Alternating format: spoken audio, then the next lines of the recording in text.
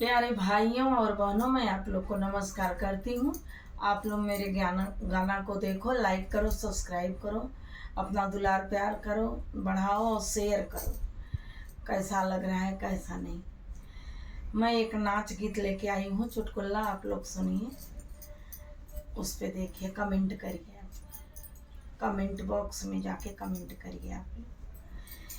रोहित गए फुलवरिया हमार पिया, रोहित गए फुलवरिया हमार पिया।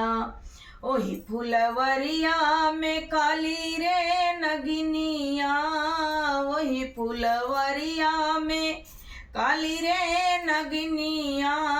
डसलेस रोहित के अंगुरिया हमार पिया, डसलेस रोहित के अंगुरिया हमार पिया।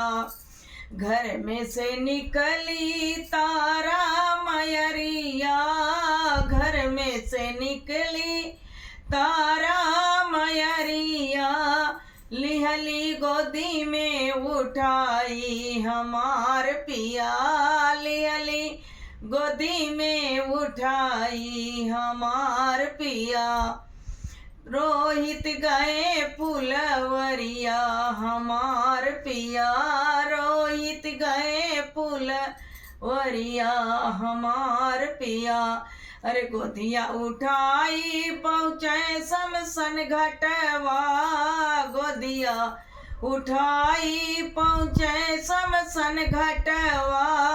उहाँ पिया के पहरवा हमार पिया, उहाँ पिया के पहरवा हमार पिया।